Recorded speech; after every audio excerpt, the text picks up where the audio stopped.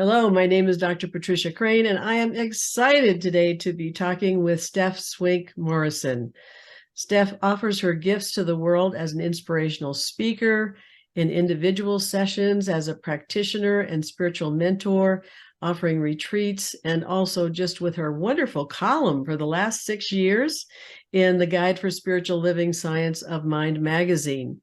And I know I read that magazine every single month. But most of all, Stef is a lover of life, and her enthusiasm and the way that she shares in the world really shows you that. I first met Stef when she was working for Louise Hay and ultimately became the ghostwriter for Louise. And then Rick and I, my husband, were very fortunate to have Stef working for us for a few years before she went on to all the other exciting things that she's doing with her career now. So she really inspires people to live the life that they love, and we are excited to listen to her today. So, Stef, welcome. Thank you. All right. You know, one thing I read in your bio was that you actually were brought up with spiritual principles, and that's very different from most of the people that I talk to. So, how did that impact you, and ultimately, what led you to where you are today? Well, I have my mother to thank for raising me with spiritual principles. One could say that she was a beautiful hippie when I was a, and she really instilled in me a deep appreciation for nature, for one, and as far as spirituality, she really started to explore that more on her own when my parents divorced when I was just 5.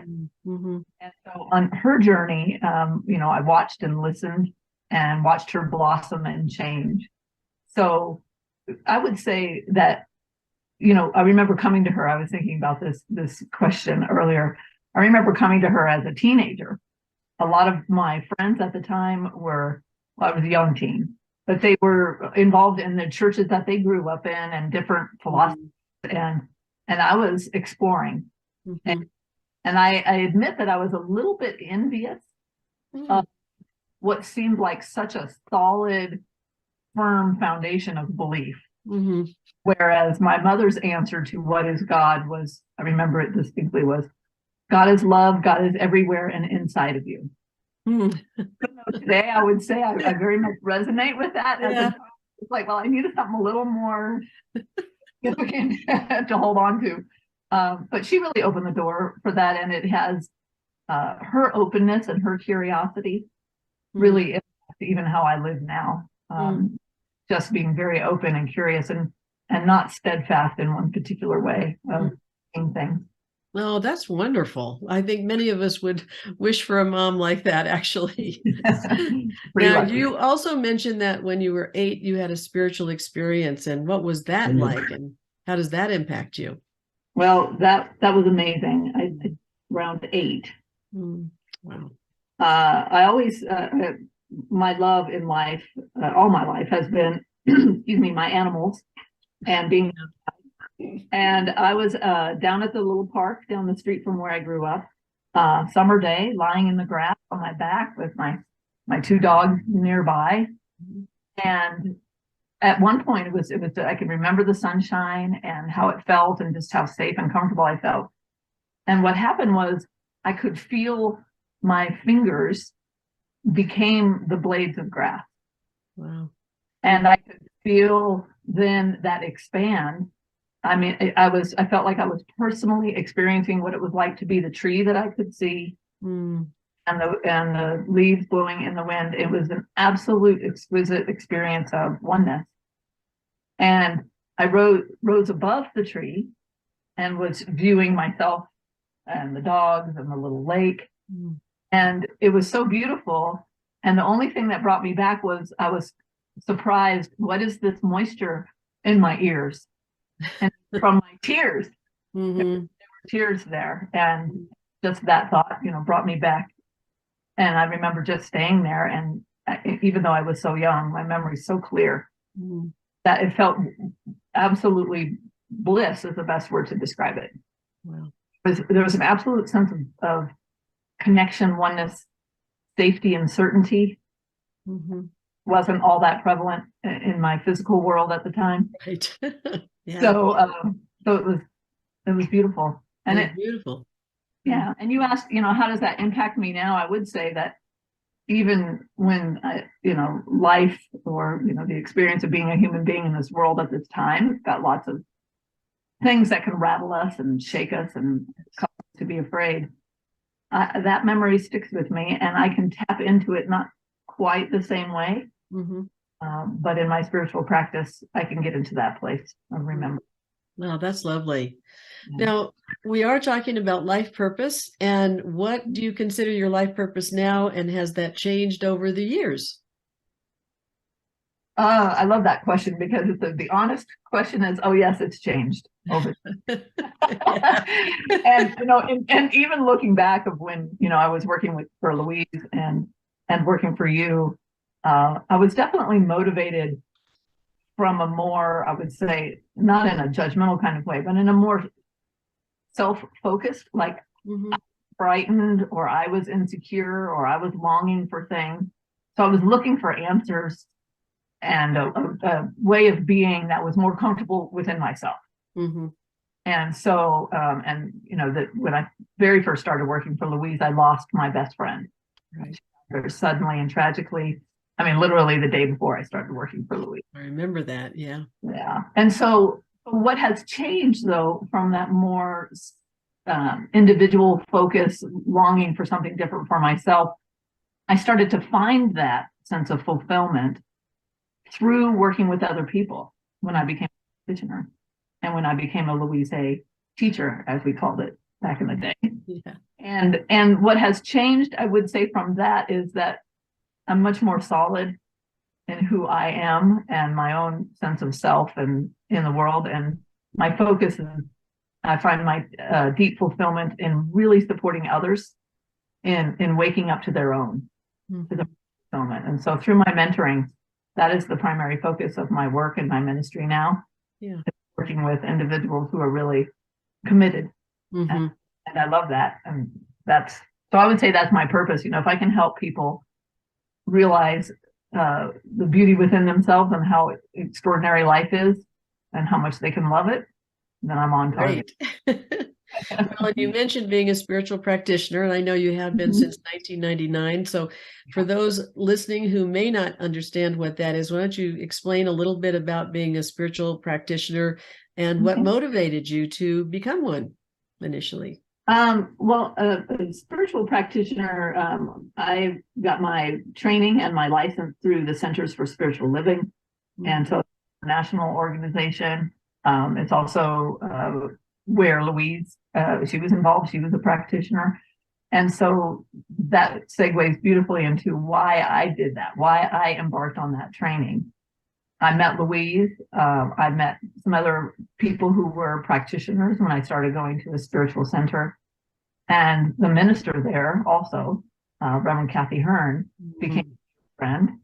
And these women, I was massively impressed by them and how they lived and how they seemed to be women of integrity and strength and certainty. And so I want that. I want to emulate those qualities that I see in these amazing women, and a big part of the motivation. Well, that's great. That's wonderful. And going on, how did you actually meet Louise and get hired by her? I'm not sure I know that. And that was an interesting story. I was working actually on staff at Reverend Kathy Hearn's church center in San Diego. And I released that position. I knew it was time for something else. I didn't know what I was going to do. It was one of those big leaps of faith.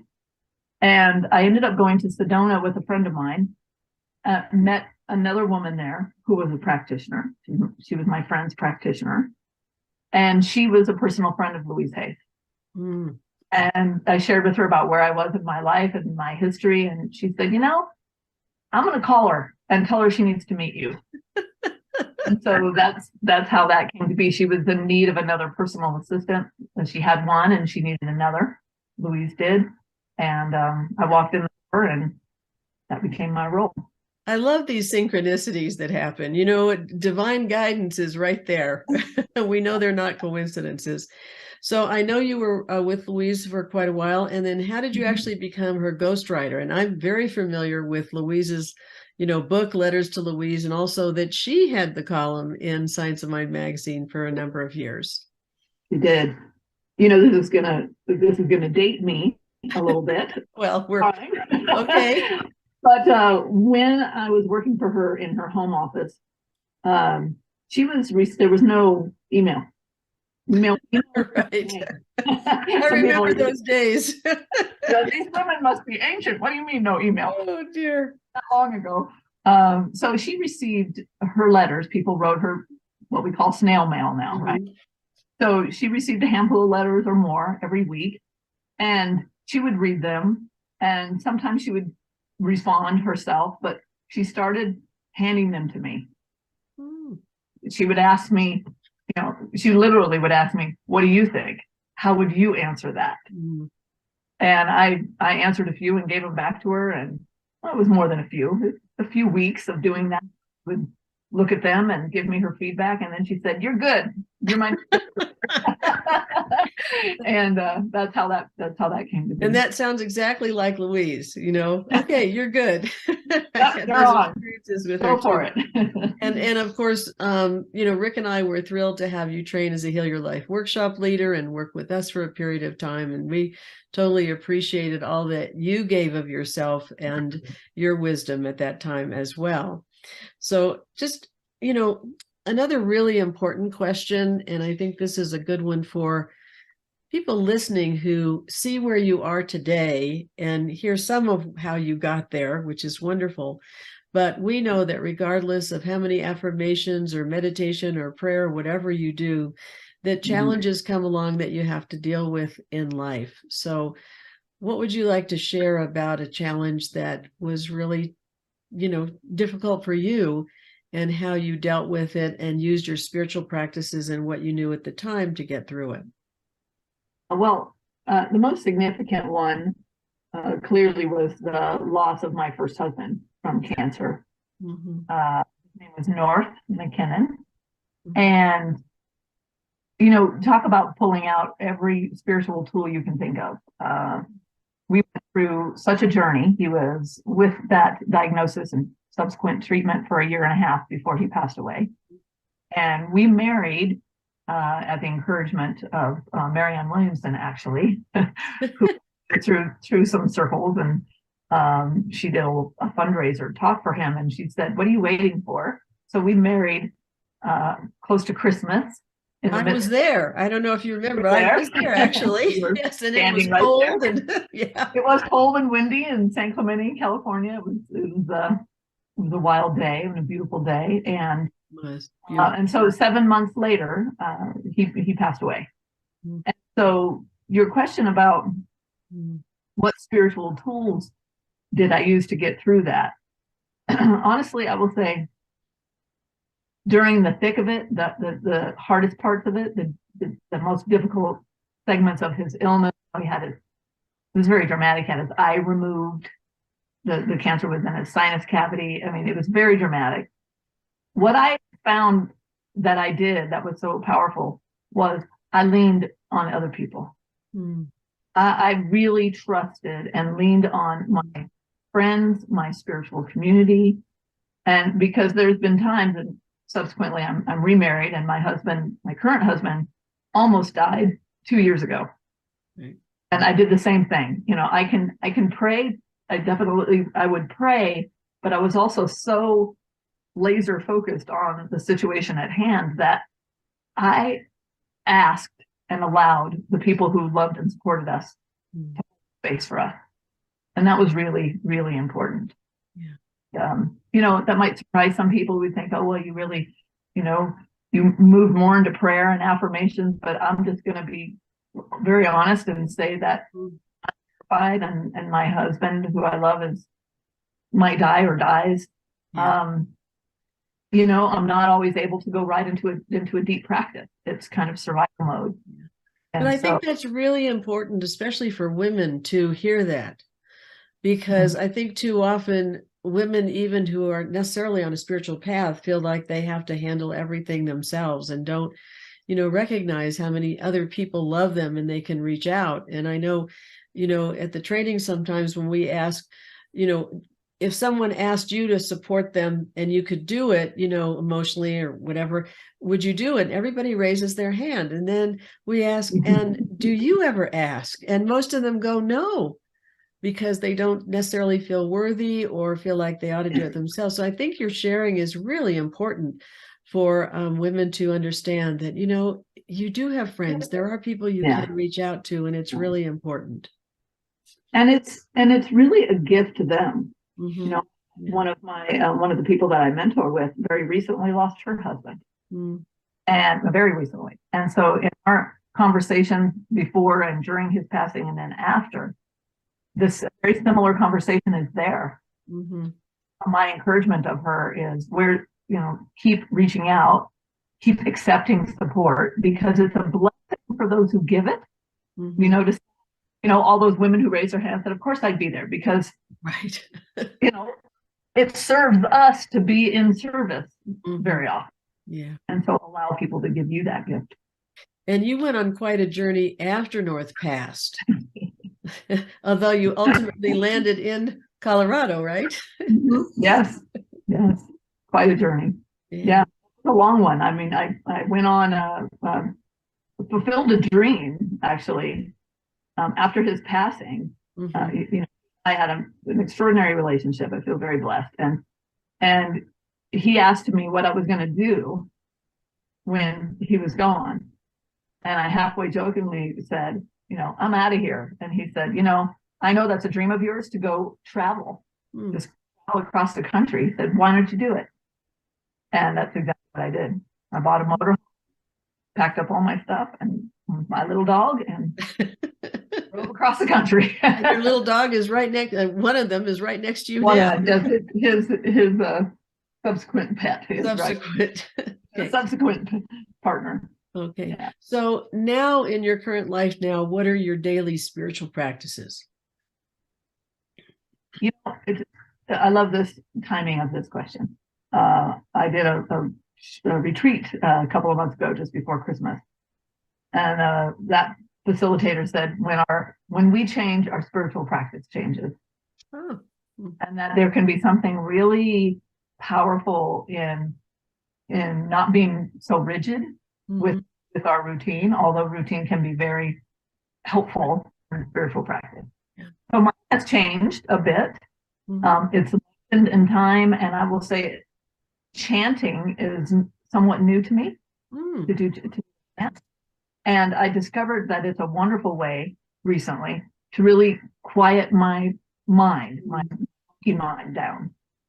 And so I begin now I sit down in my old spot that's just behind me here, and I light a candle, and I do a chant along with a recording. I chant 15 minutes, quiet, and for a little while, however long. And I do some reading and a little journaling and some prayer.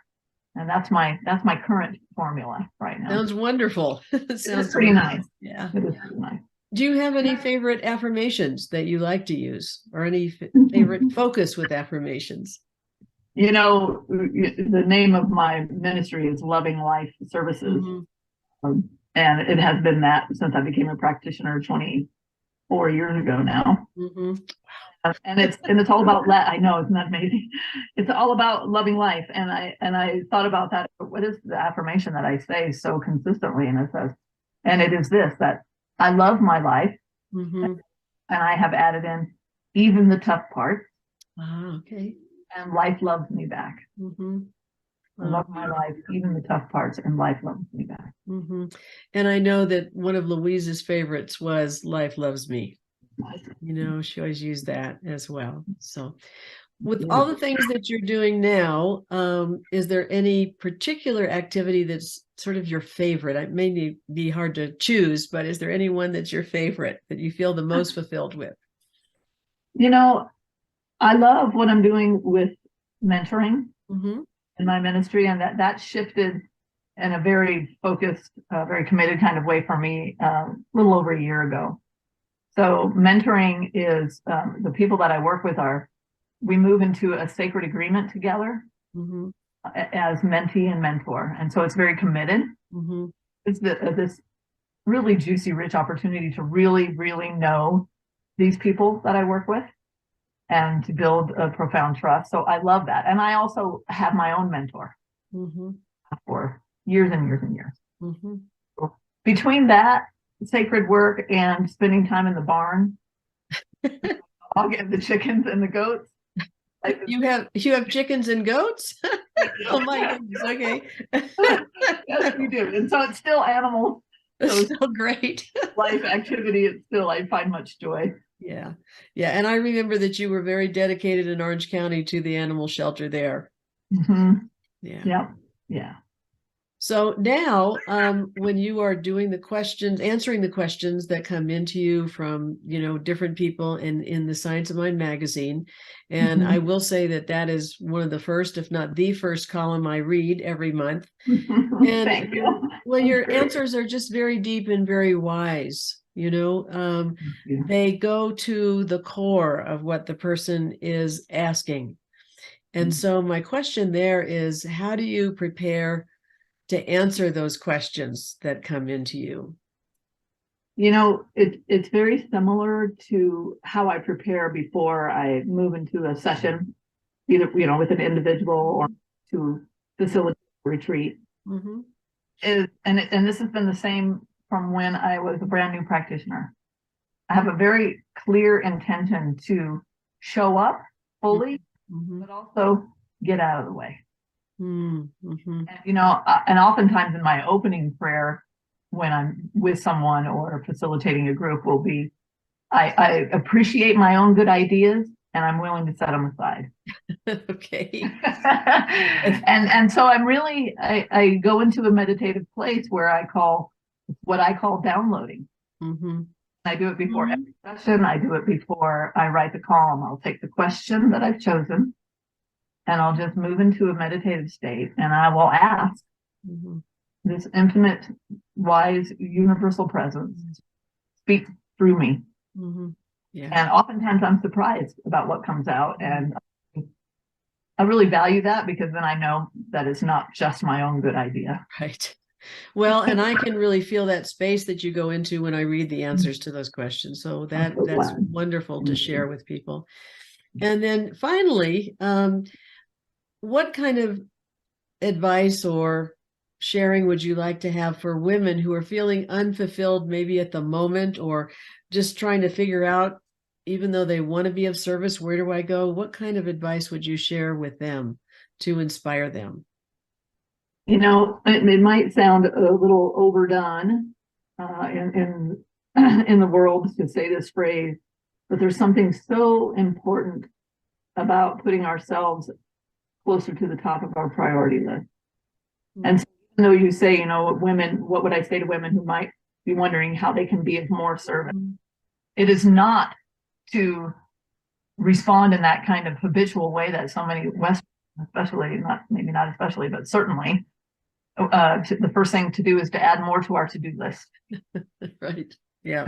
I'm right. The column I'm writing right now is about somebody whose husband is challenging her about how kind of addicted she is to her to-do list. Oh, wow. And so, and I can relate to say that. So I would say that it's really to give ourselves a little bit of space of the not knowing, that not knowing, not having a real clear answer right now. Okay. Yeah. Move into a place of tender curiosity. And asking, rather than trying to find what it is that is mine to do to fulfill me. Yeah. It's to go within instead. Right. Yeah. Right inside and say, what does my soul want? Yeah. What does my heart want to do, to feel, to be, and follow that guidance. And just really to ask for that guidance, absolutely.